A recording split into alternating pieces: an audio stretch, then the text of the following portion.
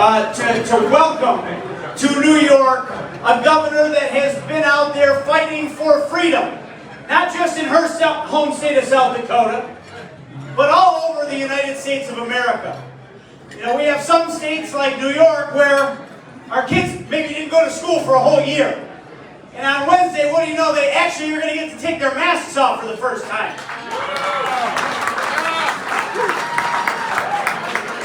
And I will say that now that I get to travel outside of our state a little bit as a member of the RNC and see how other people are living their lives in the age of COVID, you see that you don't have to show your papers to go into restaurants. It's an amazing thing. There's actually free states that allow you to live your life, to allow you to enjoy the freedoms that we're entitled to under the U.S. Constitution. USA! That's right, USA. USA! God bless America. God bless America. We are very lucky to have with us tonight, to be our featured speaker of this convention dinner, the great governor of the state of South Dakota, Kristi noem.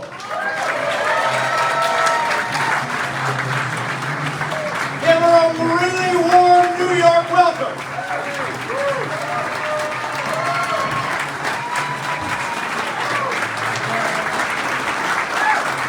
Good evening, New York. Oh my goodness, you guys are wound up. Thank you for having me. I mean, did everybody in the back of the room get your steak yet? You did get it? Okay, fantastic. That was wonderful food, wasn't it? Let's give a round of applause to the staff. Your steak is almost as good as our South Dakota steak. So, thank you so much. You know, we all have a connection. Did you guys know that New York has a connection to South Dakota? You have someone here that grew up a part of the elite class, lived in luxury, one of the select few. And then you sent him west and we toughened him up, Mr. Teddy Roosevelt. And then we sent him back out here to lead after we toughened him up out west. Thank you for Theodore Roosevelt and his leadership. It's fantastic. So I just wanted to come and share a few thoughts with you, and I don't know if you guys know much about me, but I'm a farmer and a rancher from South Dakota. So being in politics is very, very different for me and my family. But I got talked into running for the legislature and for running for Congress, and it was because other people asked me to. One of the things that you're seeing here in this county is that people are stepping up and running, and many of you asked them to run. In fact, in Nassau County, you swept every county-wide race this last election cycle.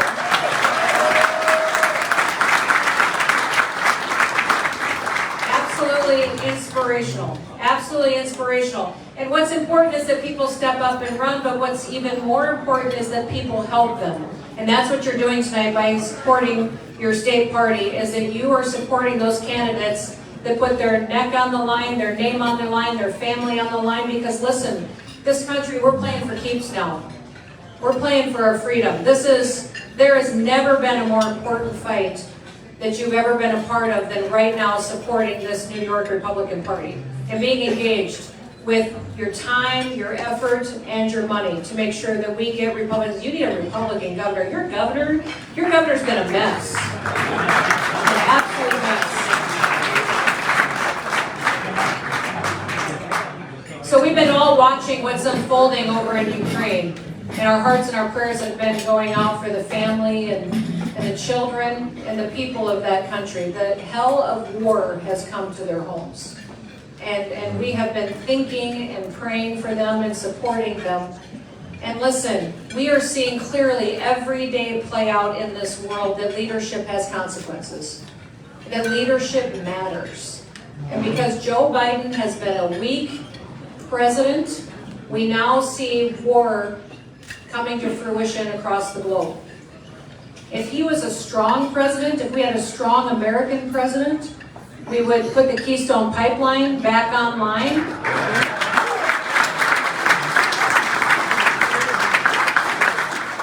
So the Keystone Pipeline was coming directly through the state of South Dakota. What most people don't realize is that equipment is still sitting there, the pipe is laying across the state. All they had to do was come in and put it in the ground this year. And when day one, Joe Biden went into the White House and signed an executive order, all construction stopped and they walked away and left it. In fact, we had school districts counting on those property taxes. We had roads and bridges that were going to be supported by the revenue that came in from that pipeline. We were going to be more energy independent in this country because of that construction project, and it all stopped because of Joe Biden. If we had a strong president, we'd open up our federal lands to drilling again. We would cut regulations. We would cut the oil and gas industry. We would prioritize American families first. And we would make sure we're working with our European allies to get Russia excluded out of SWIFT and make sure that we are marketing to our European allies our energy. Did you know that every single day the United States buys $53 million worth of energy goods from Russia? The United States purchases 22 million barrels of oil from Russia every single month. Is it not insane? Insane that we would do that when we have more resources than any other country on the globe to be energy independent? That's the madness of what's happening in the Biden White House. But I'm going to share with you right now a little bit about that leadership that I referenced. I'm going to tell my story, a little bit about some of the decisions that we made in South Dakota. And frankly, if you all were going to be honest, let's have an honest conversation right now. You had no idea who I was 18 months ago, did you? You'd never heard the name of Kristi before. In fact, probably the first time you heard my name was when the liberals were busy kicking me in the head every day for the decisions that I was making in South Dakota.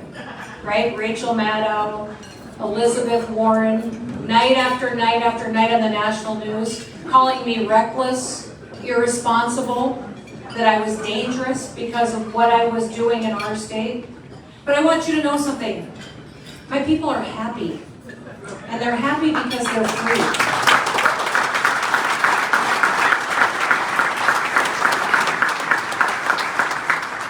I grew up on a ranch in South Dakota. My dad was a cowboy. So he was tough. In fact, he woke us kids up every single day by yelling up the stairs, "Get up! More people die in bed than anywhere else." I don't even know if that's true. I remember being a little girl laying in bed saying, "Is that true?" But we worked all the time. He was amazing. I think the best gift that my parents ever gave me is that they gave us impossible things to do.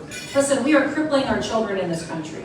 And we are crippling our children by doing everything for them. When I was 12 years old, my dad put me in a semi. We were driving down the road and he said, "Listen, take this thing home and make the corners wide," and he jumped out the door. I remember when I got 7 miles home into the ranch, I didn't even know how to stop it. I turned the engine off and it drifted to a stop and I thought, I can't believe I lived. And the next second I thought, I bet I can drive anything now. But see, that's what, by giving us impossible things to do every day, he turned us into problem solvers. He gave us the opportunity to face a challenge, to solve it, and then when we did, to give us the confidence to think we could take on even more. I'm going to ask you to start giving your kids and your grandkids impossible things to do. They need to go through challenges. It will make them problem solvers. It will give them the confidence to tackle what's coming at them in this world. We've got parents that think that they have to do everything for your children. I'm going to tell you that's the worst thing you can do for your kids. You're crippling them. Give them impossible things to do. It's the best gift that my parents gave me. When I got into college, my dad was killed in an accident on our farm. He was 49 years old. He was killed on March 10th, and it devastated our family. We had a large farming operation. We farmed about 12,000 acres. We had a cow-calf operation, a lot of feedlots, a lot of different businesses. He was always working all the time, and when he died, it devastated us. And I didn't even know how we'd get through the next 24 hours, much less the next 24 years, and a lifetime without him. I ended up becoming the general manager of all the businesses. My older sister was living in Georgia. my older brother in Oklahoma, my younger brother was still in high school, so I came home, quit college, and took over all the businesses. A couple months after Dad died, I got a letter in the mail from the IRS that said we owed death taxes, estate taxes. At that time, the estate tax rate was 55%. So if you can imagine, like a lot of small businesses and a lot of farmers and ranchers, we had a lot of land and a lot of machinery and cattle, but we didn't have any money in the bank. And I had to take out a loan to pay off those taxes, but it took me 10 years. It made it very difficult for us to keep that business. I got angry. I could not believe the federal government had a law that when a tragedy happens to a family, that you were faced with losing your family business. So I started to show up at meetings. People ask all the time how I got into government and politics. It was from that. At that time, the U.S. Senate Majority Leader was Tom Daschle. Do you remember him? From South Dakota. Everybody always thinks South Dakota is so conservative. It's really not all that conservative. It's populist. We're the home of George McGovern, Tom Daschle. I beat a Democrat when I ran for Congress. There was still a U.S. Senator from South Dakota just a few years ago. In fact, I won my last governor's race by only 3 points against a Bernie Sanders guy. So it's, you think there's a lot of differences between New York and South Dakota, not so much. But you have to talk to the people. But that's how I got involved in government and politics. Got to our state legislature, ran because we needed somebody good, got there, was there about a week and saw that leadership controlled everything. So I ran for leadership. Was the assistant majority leader, ran for Congress in 2010 and won against an incumbent Blue Dog Democrat who had a 70% approval rating. So go get them, people that are running in tough races. Had the chance to work with President Trump on tax reform, which I spent 2 years working on. Served on the Armed Services Committee, worked on a lot of national defense issues. But I was sitting in Congress working on policy and had the chance to do some big things while I was there. But I decided to run for governor because governors are CEOs. Governors get the chance to get up every single day and make decisions that impact families, to set an agenda and see it accomplished. So I decided to run for governor based on building stronger families, because I see and think that a lot of the things we see that are challenges in this country are because of the breakdown of the family. And I don't care what your family looks like. I just want you to be strong. I think our kids need to grow up with support. But I also ran and said this throughout my campaign, that South Dakota could be an example to the nation. I believed that we were small, we didn't have that many people, we could do things that other states couldn't do. We could be a pilot project for a lot of the conservative reforms that we talk about it and really prove that it worked. I had no idea that our opportunity to be an example to the nation was going to happen because of a pandemic. In South Dakota, we've always had a good business structure, but right now in South Dakota, we don't have an income tax, no corporate income tax, we don't have a personal property tax. All we have in South Dakota is a 4.5-cent sales tax.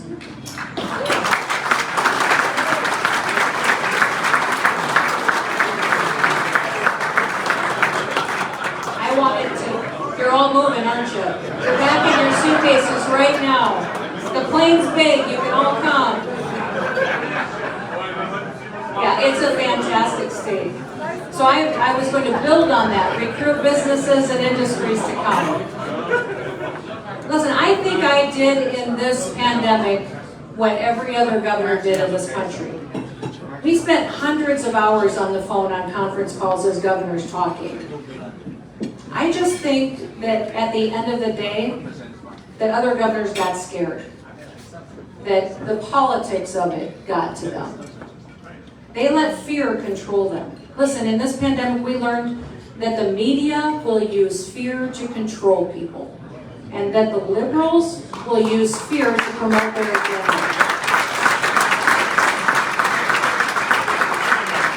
And over and over again, I watched people across this country roll over and give up their freedoms.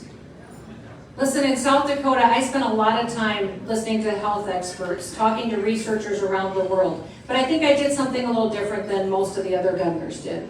I also spent a lot of time with my general counsel, with constitutional attorneys. I wanted to understand what authority I had as a governor and what authority that I didn't have. Because I believe that when leaders overstep their authority, especially in a time of crisis, that's when you break this country.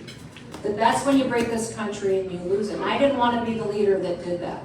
So for instance, in South Dakota, we never once closed a single business in the entire state.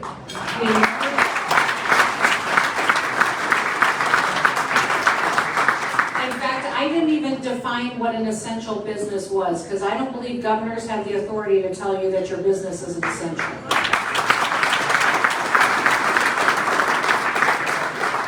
We never told anybody that they couldn't go to church. We never passed any mandates such as masks or anything else. I just told my people I was going to give them all the information that I had, and that I was going to let them use personal responsibility to make the best decisions for their family and also keep their businesses open and keep freedom.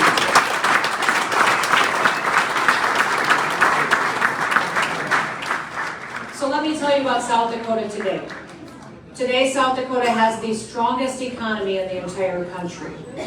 Our GDP rate is at 9.5% in South Dakota. The second highest is Texas, which I love saying that we're beating Texas. They're at 7.5% growth. We have the least amount of jobs that were lost because of the pandemic, least amount of businesses that were closed because of the pandemic, least amount of hours that were lost by workers in the state and in the country during the pandemic, least amount of employees that were impacted because of the pandemic. Our kids were in the classroom every single day. We are number one in educational outcomes in the country.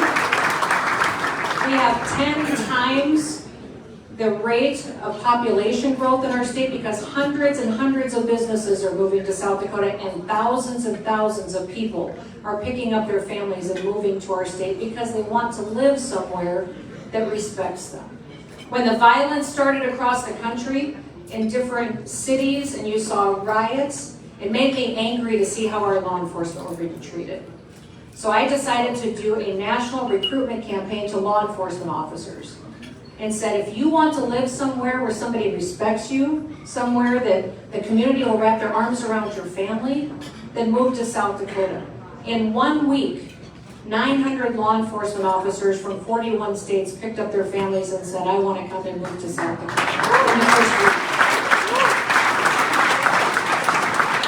We now have thousands of law enforcement officers from 49 states that have all moved their families to South Dakota just because they want to be somewhere where people respect them for the job that they do each and every day.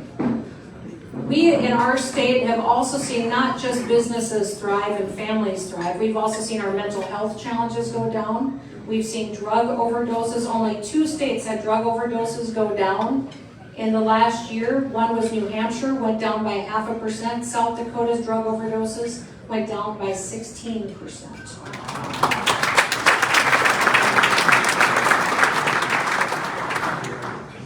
See, we just in South Dakota did what we as conservatives and Republicans have talked about for years. We've all talked about the values and principles that we embrace. We just did it, and we proved that it works.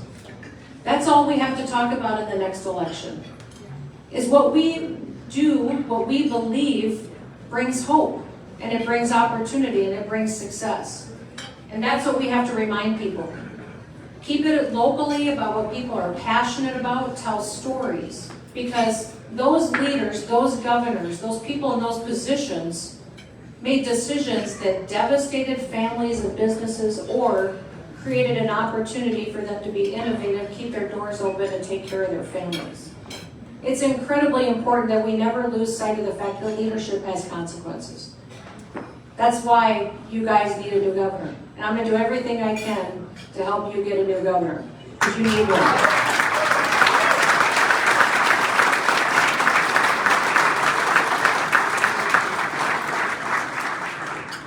My good friend Lee Zeldin is here tonight, and I think he'd be a fantastic governor.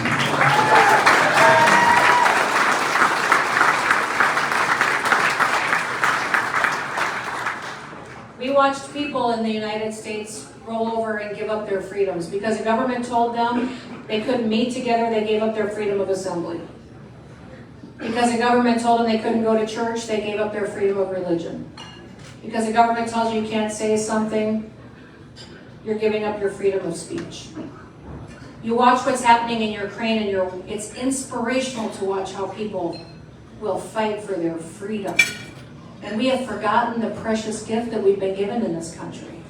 Just by being born here and living here, that we still live in the most amazing experiment in humankind, this government that we've been handed. In South Dakota, our state motto is "Under God, the people rule." And we proved that the last 2 years, that we truly do trust the people. And when you trust people, they will make the best decisions. And we need to make sure that we continue to focus on the fact that Teddy Roosevelt said that in the United States that the people are the government. We are the government. The government is nothing else except for the people. So I want to ask you for a couple of things. I'm going to leave you with a bit of a mission and a story. There's 3 things that I want you to do. Number 1, people are going to throw offenses out at you all the time. You live in a tough area. New Yorkers are tough, right? Pretty candid with each other, pretty honest. I had a pastor say to me years ago, he said, "Kristi, people are going to throw offenses out at you all the time. But you're the one who decides if you want to bend over, pick it up, and carry it around with you. But then you're the one carrying the burden." So you can make a choice every day when people say things to you and they throw out offenses, you can leave it lay and not be offended. Listen, you all need to get over yourselves. We've been so offended by people in our lives that we quit talking to each other. Yeah. We've quit talking to people because of politics. People in our families, people in our work, in our jobs, in our communities. Just let the offense lie. Start talking to each other. When you walk up to people and you have this conversation, start by listening. Nobody feels like they're being heard anymore. Walk up to someone and have a conversation with them and listen. And then share your thoughts on what you've seen go on in this country the last 2 years and why you need different leadership. So number 1, get over yourselves. All right? Start talking to people again. Number 2, I need you to say yes. People will always tell you that you're too busy, that you don't have time to do something, that you need to say no to more things.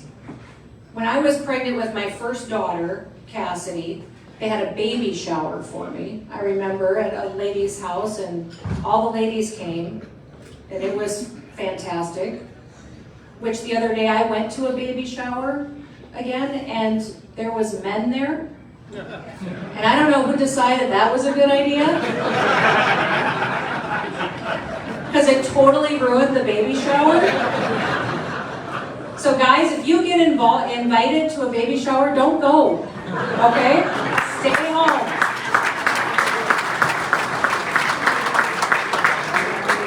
The conversation totally changed. It wasn't fun. So anyways, at this baby shower, they went around the room and they asked everybody to give me some advice as a new mom. Tell Kristi something that'll be helpful as a new mom. I remember it got to my grandmother, who was a tough German woman. And she never really found anything very nice to say very often. But it got to Grandma, and Grandma said, "Kristi, say yes as much as you can, because so many times as a mom, you have to say no." But I remember that striking me, thinking I didn't want to be a mom that said no. But I also applied it to everything in my life. I decided that I was going to say yes to things and try them, try new experiences, and just do them. I wanted to be a person who said yes. So if somebody asked me, even if my kids asked me when they were little, "You run down the driveway, let's race," I would race them. They wanted to jump in a mud puddle on Easter Sunday, we jumped in a mud puddle. But I also decided that I was going to show up and do things people asked me to do. That's how I ended up in politics. You all are going to have people ask you to do things. Run for office, support a candidate, write a check, write a bigger check. An even bigger one, right, Nick? Where's Nick? That's right. Huge, right? Huge. You need to do it. You need to say yes. It matters now more than ever. So number 1, don't be offended. Get over yourself. Number 2, say yes. The last thing I will tell you is be happy. Our country is desperate for some hope. And it only comes from the Republican Party. Listen, we should draw people.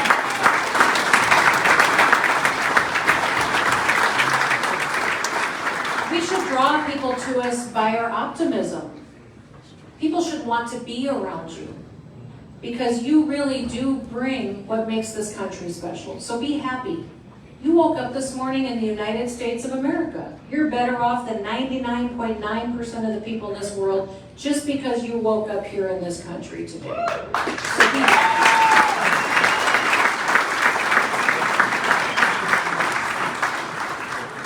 I want to tell you one story that came years and years ago, 1775, during the Revolutionary War. There was a young man named Henry Knox. At the time, George Washington was leading the Continental Army. And there was 11,000 British soldiers that were in the city of Boston. And General Washington knew that as soon as the weather warmed up and winter broke, that they were going to be coming out of Boston and overwhelm his army, which was much smaller and underarmed, and that they would win the battle and go on to win the war. In fact, General Washington's men and soldiers all showed up with just their personal muskets. They had no cannons. They had no big ammunition to fight off the British, which they were very well armed and well equipped. General Washington knew that they were fighting a failing battle and did not know what he would do as soon as the weather broke to make sure that he could overwhelm them. Then a guy who owned a bookstore named Henry Knox came to him. He was 25 years old.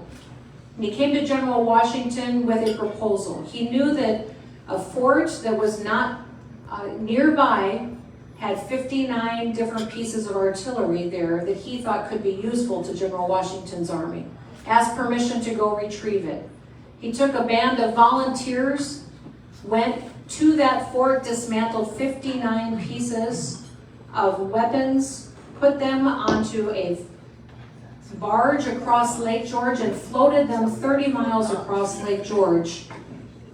And right as they got to the other side, the lake froze over. They loaded them over onto carts, and those men moved 60 tons of metal 300 miles over frozen land and rivers to get them to General Washington, reassembled them before the weather broke.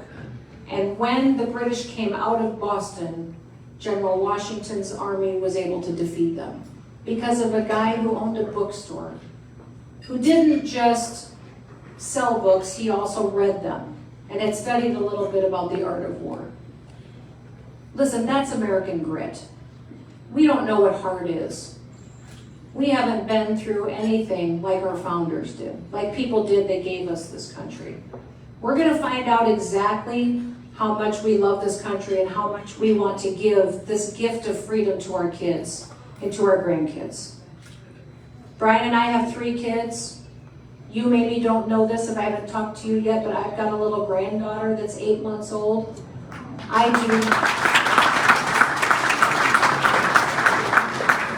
What gets me up every day fighting for this country and doing this job is knowing that I don't want to give little Miss Adeline a country that didn't present her with as many opportunities as I got.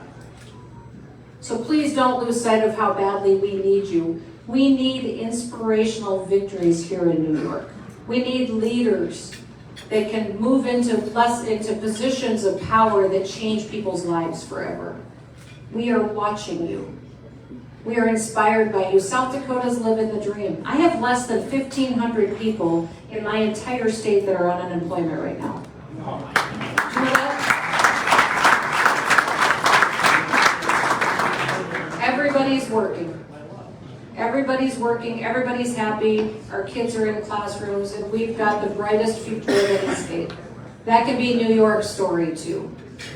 Just don't lose sight of the fact that you need to get over yourselves. Say yes when you're asked to do whatever you need to do, and wake up and be happy. God bless you. Thank you so much for asking me to do this tonight. Have a wonderful evening.